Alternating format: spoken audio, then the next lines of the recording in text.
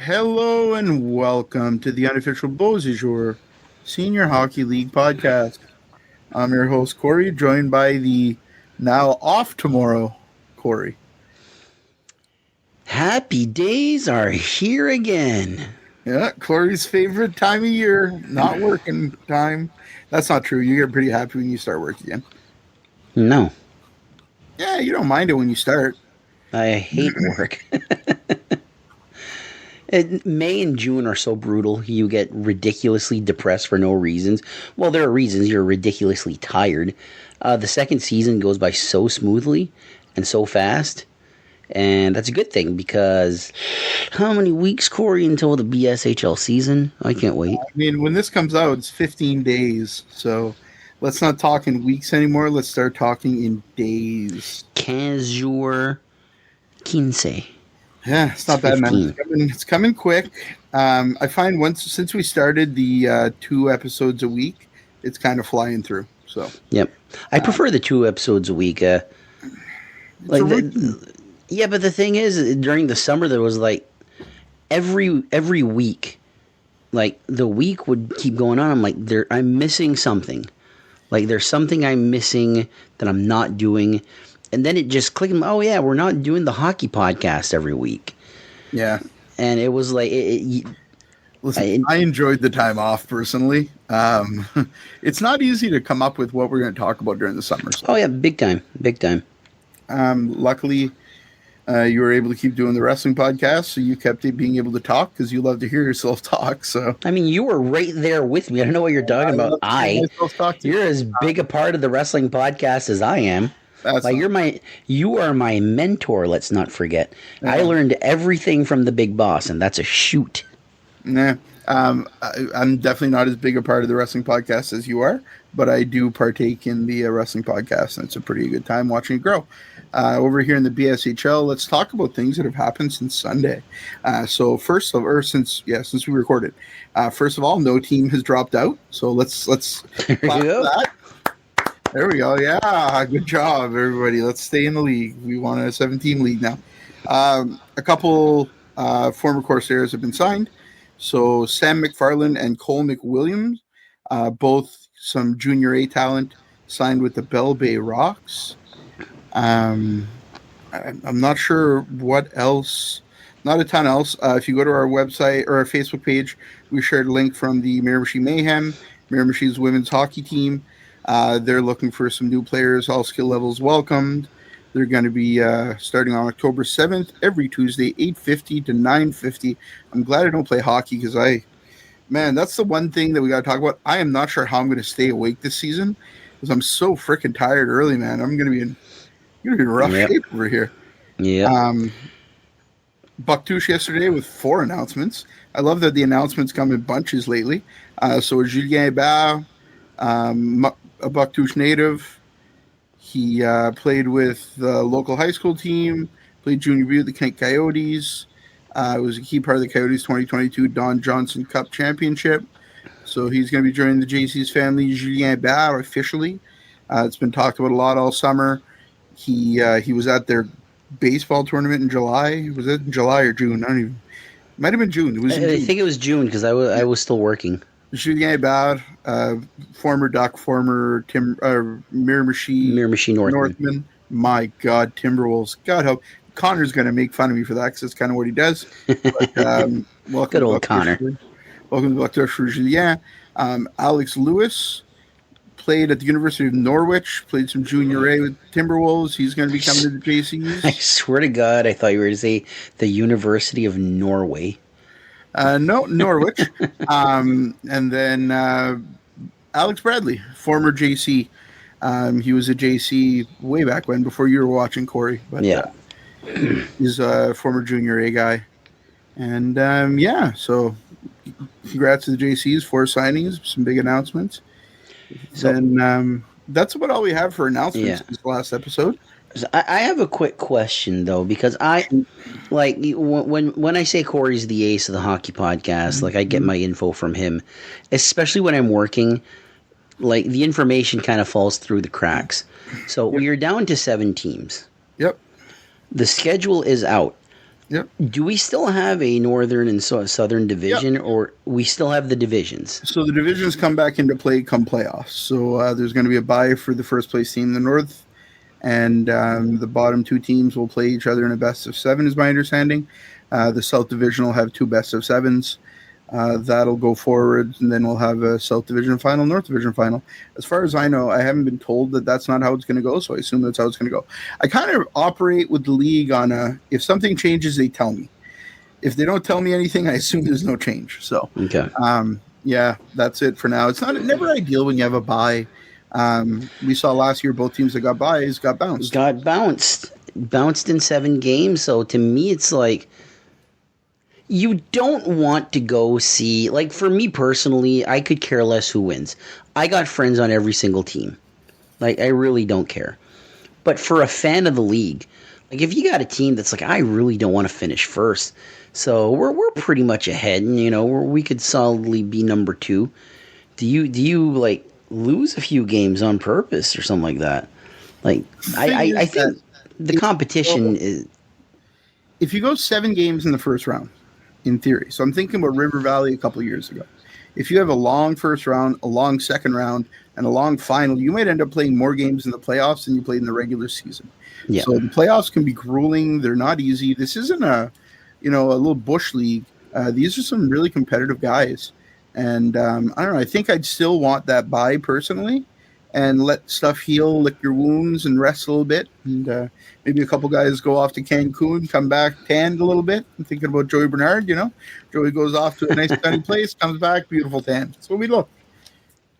Like the Hawks proved in 2023 that you can take the bye and be very successful. But on the other side, the team that got the bye in the Northern Division was Trackety. No, it was Shippigan. And Shippigan lost to Trackety in the Ekadisha finals. North Division final.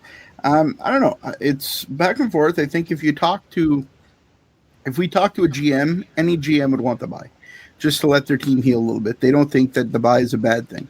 Then if you look at the track record, I don't know. I personally, and as a fan, I just want to keep watching hockey. You think about like when Elsie has a bye or something like that, you see those fans in Bucktu, Shermere Machi. We're all addicts at the end of the day. We're all recovering senior hockey addicts, and we're not recovering because we all just go watch senior hockey all the time. So we have problems. Today, Corey, we're going to be doing our Dalhousie Marauders team preview. And then shortly we're going to have an interview with Bailey Webster. So thanks to Bailey for taking the time to sit down with me. Super nice guy from Prince Edward Island. His first year in the BSHL. Former St. John's Sea Dog, captain of the Sea Dogs. Went on, played for the St. FX X-Men. Just solid guy. Great interviews. Great to talk to him. And I'm bringing back the rapid fire questions this year, Corey. I think they were fun a couple of years ago. We drifted away from them last year, but they're back. So all the teams, be careful. We're going to be messaging you for interviews. You've been warned. Please send us somebody to interview, and we'll be doing some rapid fire questions because fans miss them. Fans like them. So we'll do that. So Dalhousie Marauders, just a staple in this league. Hell of an organization.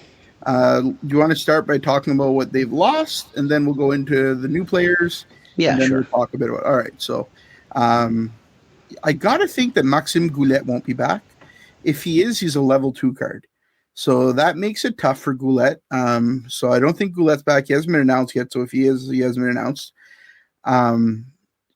Mathias Savoie has gone to Belle Bay. I know Sam Gendron played a couple games for Dalhousie early in the year last year. He has also gone to Belle Bay. Chad Denny was in Belle Bay, but has since been released. But that's another player that you're losing. I believe that's about, Ryan Mockler won't be back this year. So that's another loss for the Marauders. But that's about it. So your bulk core here, your Pascal, Jessico, Joey Bernard, Francis Thibault, Pelletier, Coulon, these guys are all back. So, looking at their team this year, if we're talking about their biggest additions, They've added, some talent. So Bailey Webster, again, St. John Sea Dog, St. FX. They've added Austin Arsenault, another guy from PEI, junior A guy. Very talented guy from everything I hear. I've heard a lot of good stuff there. Blake Kaplan's back. So, Kaplan brings that. He's a little bit of a spark, but he was part of the team a couple years ago. So good to see him back. Dawson Stairs, another forward, level 1. A lot of talent there. They bring in Lucien Carl Saunier. He's a level 2. He's a junior A, but coming over from Tracadie, coming over from a rival. What's that going to look like in the locker room? I think it's going to work really well.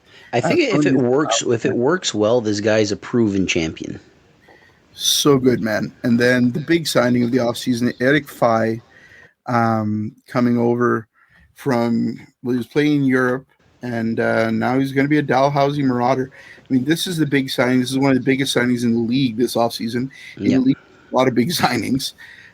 They were the ones that kind of popped the big signing cherry. So Eric Fay coming to the Dalhousie Marauders, coming to the BSHL. Who are you most excited to see this year, whether it's a returning player or a new signing? My boy Pascal Valcourt.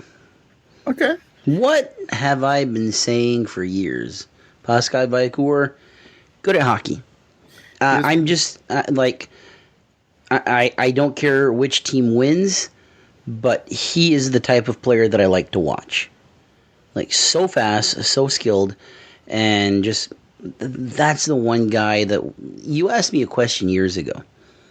Like, before the podcast, you said, when you watch a hockey game, do you follow the puck or do you follow a player? And I said the puck. I said the puck. And then I saw Pascal Valcourt. And all of a sudden I'm like, where is he placing himself? Because he finds a way to make himself open. He finds a way to put the puck in the back of the net. Always excitement.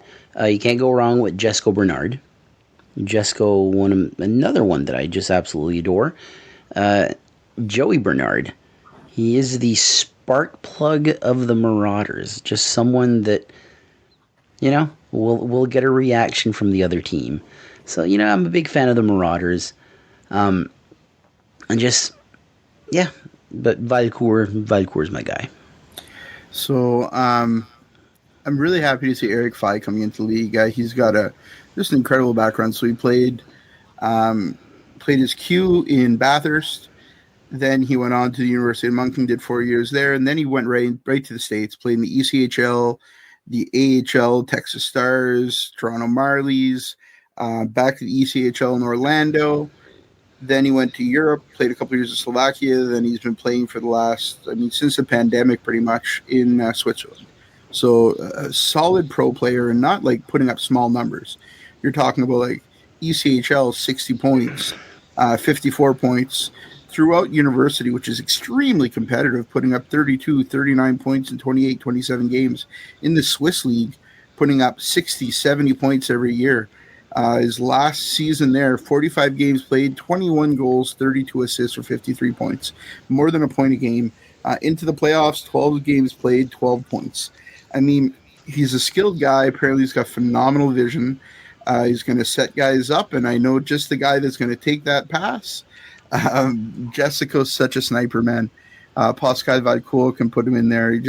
The options are endless with them. I don't know where they're going to play Fay. I don't know what they're going to do, but I could see him slipping into that mocker position.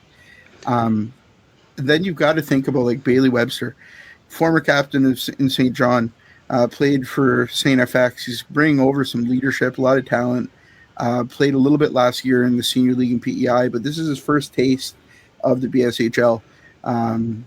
Really excited to see him coming over.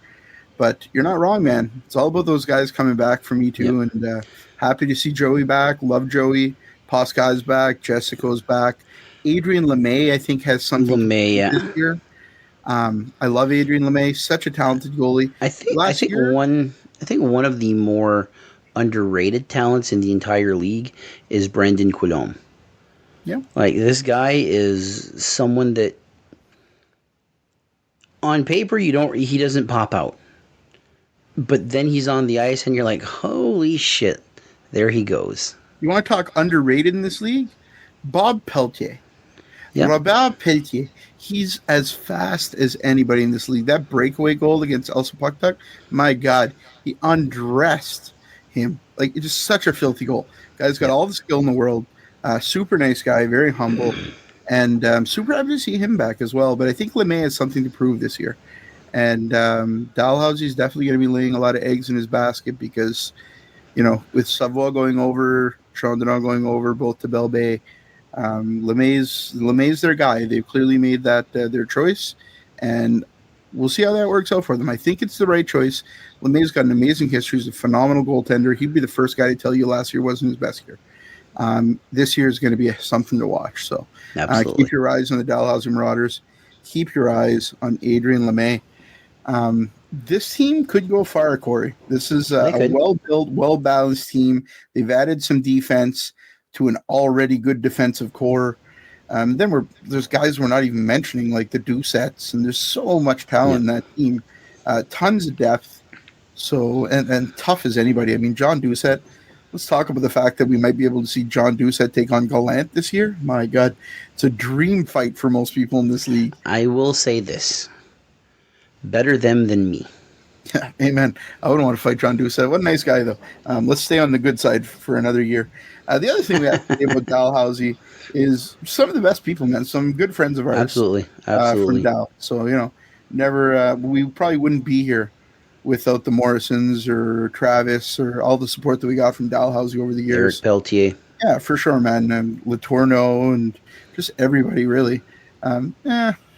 Maybe not less Travis.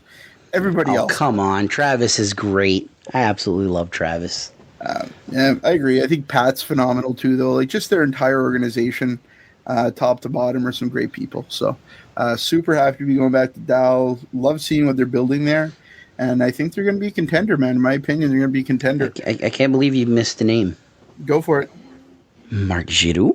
Oh, he's the announcer. How could I possibly forget him? Yeah, you've said it in the past. Best smile in the league. He's got a hell of a smile. Great voice, too. Always happy. Yeah. That's the one thing about Dalhousie that I always enjoy is that you're going to have a little visit with Marc Giroux and, just one of the best guys in the league. He better be there this year. I'm not driving all the way to Dalhousie and not seeing Mark. I'm sure that he's going to be there. They're playing Belle Bay 6 times this year. So that's going to be solid for the rivalry at the very least. Solid for the rivalry and a good test for Belle Bay because the Marauders are a proven team. They know how to win. Even last season, sure, you lost to LC in the semifinals. It went to 7 games. That game could have gone either way. Both teams were very equal. It fell in LC's favor for that one game. I'm sure they've learned from whatever mistakes they made. Like, I would not be shocked to see the Marauders in the finals. I would not be shocked to see the Marauders hoist the cup once again. I agree completely. They start the season with a home-and-home Belle Bay. So Saturday, October 11th, we'll be there. Dalhousie in Belle Bay, the first game in Belle Bay history. In this iteration of Belle Bay. The following week, they'll be in Dalhousie. We will not be there because we'll be in Fredericton for their home opener. After that, they're facing Bucktouche, Miramichi. I always like to take a look at the schedule and see when's the first time they play against Elsie. And that is December the 7th. So December the 7th, Dalhousie in Elsa Pucktuck. And then January 3rd, Elsa Pucktuck in Dalhousie. One of the best rivalries in this league. And I think you mentioned this in the past. How is this a rivalry? Yeah, it doesn't make sense, but doesn't make sense, but it is. Yeah, going back to last year, a couple of years ago, there was some really rough games. 3 years ago, there was fighting in the dugouts. And then last year, it continued. These guys, they respect each other a lot. I will say that. You see the respect during the warm-ups, but once the puck drops, man, they're not fans of each other, and it's really fun to watch as a fan. So absolutely, I'm pretty excited that Elsie's in Dalhousie on January 3rd. So it's kind of like that between Christmas, slightly after New Year's. It's unfortunate. One game that I can guarantee will be at, weather pending, is Saturday, December 27th, Belle Bay in Dalhousie. For whatever reason, this has become like a ritual for the podcast. The game between Christmas and New Year's in Dalhousie, we tend to try to make it to. So Yep. we'll probably be at that game and hope for some Weather pending. by that point, it'll be weather pending, unfortunately. I can say with pretty good certainty that first game in Bell Bay will be there because the weather should be pending pretty nice at that time of the year. So. Yeah. I agree with you, though. I think Dalhousie could hoist the cup this year. They're a great team. Are they my prediction for who's going to win the cup? Find out in a few weeks. We're not quite there yet. But I'm not even sure who my pick is. I mean, the only thing I can tell you for sure is that the Peninsula is not hoisting the cup this year. That's unfortunate. Like with all due respect, I will miss the Peninsula. Oh, like I will miss going to Shippigan. I will miss going to Trackety. Like we met some great people there, and management too. Like after the sour eggs of losing a team, like I've calmed down. Like I will be missing the Peninsula. Like Shippigan was like there's always every time we go to Shippigan, there's a memory made, whether good or bad, whether it's me on the brink of death catching a fever or anything like that. But I think of like fans like Cleo, who early supporter of the podcast that found me out in the crowd and came and said hello, shook my hand, big fan of the podcast. It's unfortunate. Hopefully we can get the Peninsula back at some point. Absolutely. So we're going to throw to the interview with Bailey Webster. Thank you to him for taking the time. And that is our preview of the Dalhousie Marauders. We really got to start doing 2 teams per episode here coming up pretty soon. But today was not that day. So thank you, everybody. Thanks for listening. Corey, thank you for being here. Merci. And we'll see you at the rink. Take care. All right. Corey from the podcast back again. I'm here with Bailey Webster. One of the newest signings of the Dalhousie Marauders. Bailey, how you doing, buddy? I'm doing well. Yourself? Good, man. Good. Thanks for doing this. Certainly do appreciate you taking the time. Oh, no problem. Thanks for having me. That's great, man. I know a lot of people are pretty excited to see you in this league. The talent coming into this league year over year is, man, it's exciting as a fan. I'll tell you what. So let's talk a little bit about your history. You're from Prince Edward Island? Yeah. Born and raised? Born and raised. Cool, man. Would you play minor hockey growing up? I played out of Kensington, and then when we got to some like the higher age groups, I would have played out of, it was Mid-Isle, they called it, so it was like more of a central. And we pulled from like Kensington and Rustico, some like central areas like that. And then, yeah. Cool. You ended up being drafted, played for the St. John Sea Dogs. Talk to me a little bit about that experience, man. It's a great organization. Yeah. Oh, it was phenomenal. I had great coaches and teammates the whole time, and it was pretty cool. Like going through like the 4 or 5 years that I was there with like that same sort of the same group we had. Like it was like me and like Shabbat and Joseph and Dove McFalls and Smallman and Highmore and a lot of those guys. So that was a pretty cool experience to be part of. Yeah, you guys all kind of developed together and then won that President's Cup in 2017. Were most of those guys still in that team in 2017? Yeah, they were all there. Such a cool story, man. You guys won that. Last year, you ended up being the captain of the Sea Dogs. Talk to me about that role and what that was like in the queue. Yeah, it was a good experience for sure. I mean, it was a year that we were rebuilding. I mean, it was kind of my first taste at being a captain with like a higher level team. So, I don't know. It was good. Like we didn't have the best like record by any means, but it was a good experience for sure. And it was nice to be kind of that person that a lot of the younger guys and everyone went to for stuff. Yeah. I felt like I was always just kind of like a quiet lead by example presence, and it was nice just to have kind of like maybe take that step a little bit farther. And yeah. Awesome, man. After that, you ended up at St. FX, one of the storied universities in Atlantic Canada. Talk to me about your time in St. FX, man. I had probably one of the best choices I ever made. Go there, like you get your education, you play for a great team and under some great coaches. got to play with my brother for 3 years. So that was a pretty cool. He's 3 years younger than me. So Cool. Growing up minor hockey was always that 2 year age that you play with, right? So I never got to play with him. So that was pretty, that was a cool experience. Yeah, man, that sounds awesome. Be able to play with your brother at that age. That's and really develop together. I mean, you also played with some former BSHL guys. So I know we saw Regan Spears last year in the league, played for St. FX. And we're seeing more and more of those U Sports guys. I mean, some still take that train to ECHL and some other spots, but a lot of guys are popping into senior now, and we're pretty privileged to see it. What did you study at St. FX? I took human kinetics, and then with like a minor with some psych and some social, and then I did my education degree thereafter too. So okay, cool. Yeah. How big is the jump from junior to U Sports? It was way bigger than I expected. I remember the coach. I remember Petal saying, like, just like a meeting we had, he's like, "Now it's."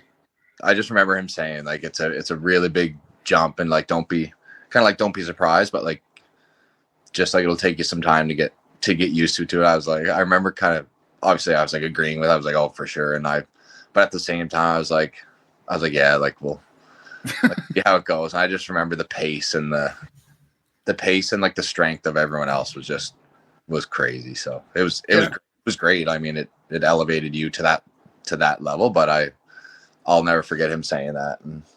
And the first couple of games, me being like, oh my gosh, that was fast. Yeah, as a fan, you watch and you notice that. But I mean, I've talked with a few of the guys now, and they all talk about how like it's shocking that it feels like it's a jump from junior to pro on some level. Yeah, it was wild. I mean, like in a good way. Like I mean, it was. Yeah, I mean, it was pretty. Yeah, it was pretty. It was eye opening, especially some of the games. I mean, like UNB and against me. When like they were just they were great games. Like they're no matter what night, like no matter who you played, it was a hard game. Like you couldn't just show up and Cool. Yeah. What are you doing now? You're done university. What do you do for a living, if you don't mind me asking? I teach. You teach. I love that. I teach grade 1 and phys ed.